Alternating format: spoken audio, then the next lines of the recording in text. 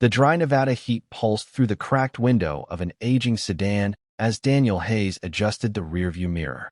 He glanced at the small figure in the back seat, his 5-year-old daughter, Lily, sleeping with her stuffed panda tucked under her chin. Her small breaths were rhythmic, peaceful, untouched by the weight of their reality. Daniel was late. Again. Between juggling 2 jobs, caring for Lily, and scraping together enough for their modest apartment on the outskirts of Reno, punctuality had become a luxury. He parked behind the dusty diner he washed dishes at during the lunch rush, kissed Lily on the forehead, and slipped inside. By mid-afternoon, the heat had climbed to merciless heights.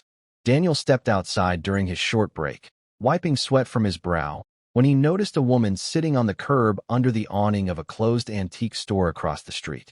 She looked out of place, elegantly dressed but disheveled, like someone dropped from a private jet onto the pavement. Her suitcase stood beside her, but she wore no expression of distress, only quiet observation. Instinct drew Daniel toward her. "You all right, ma'am? Need some water or shade?" he asked. She looked up, startled but composed. "Actually, yes. I lost my wallet. Phone's dead. I was on my way to a meeting, but everything went sideways. I feel like a complete idiot." Daniel hesitated. He didn't have much, barely $20 to his name, but he could feel Lily's stuffed panda against his leg in the satchel he always carried, reminding him of the lessons he wanted her to learn. Kindness, empathy, dignity. "I've got a little cash," he said. "You can use my phone, too. There's a cafe around the corner. Come on, they've got AC." The woman introduced herself as Claire. She was grateful but modest, insisting she'd pay him back tenfold. Daniel chuckled. "Not necessary. Just helping a stranger." We all hit bumps. Inside the cafe, over iced tea and a sandwich he insisted she take, they talked. Claire seemed genuinely interested in Daniel's story. How he had lost his wife to cancer 2 years ago, how he was raising Lily alone, how he once dreamed of opening a garage but now settled for fixing neighbors' cars in exchange for groceries. Claire didn't reveal much about herself, except that she was in town for a business meeting that now seemed unlikely to happen. She laughed easily, asked thoughtful questions, and when she saw Lily run into her father's arms after his shift ended, her smile softened. Over the next 3 days, Daniel continued to help Claire. She stayed in a small room at a budget motel. He'd paid for the first night.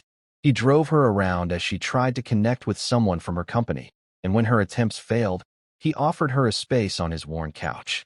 Lily adored her. Claire read bedtime stories, helped cook simple meals, and even assisted Daniel in fixing a neighbor's rusty pickup truck. It was surreal, like a fragment of a better life dropped into their own. On the 4th day, Claire finally got through to her assistant. Daniel overheard the call. "No, don't notify security or the press. Just send the jet to Reno Municipal and tell James I'll be at the hangar in 2 hours. Yes, keep it discreet." He froze. "Jet? Assistant? Press?" Claire found him standing in the kitchen, stunned. "Daniel, I should have told you sooner. I'm not just Claire. I'm Claire Vanderton, CEO of Vanderton Industries." He blinked. Vanderton, the tech and luxury conglomerate. Worth billions. She continued. "I needed to disappear for a while. My life, it's surrounded by people who want things from me. You didn't. You gave without asking. You and Lily reminded me what matters." Daniel struggled to process it all. Claire stood before him, unsure, vulnerable in her own right. "Let me help you, Daniel. Let me return what you gave me." He hesitated, pride prickling. But then he looked at Lily, now dancing barefoot in the yard with a paper crown Claire had made for her. "I won't take a handout," he said quietly. "It's not. It's a partnership. I need someone I can trust. Come work with me. I'll set you up with a job. A real one. Build your garage. Be near people who value you." 2 months later, Daniel and Lily stood at the gates of a new community center funded by Vanderton Industries. Daniel managed its outreach garage, fixing cars, mentoring teens, rebuilding more than just engines.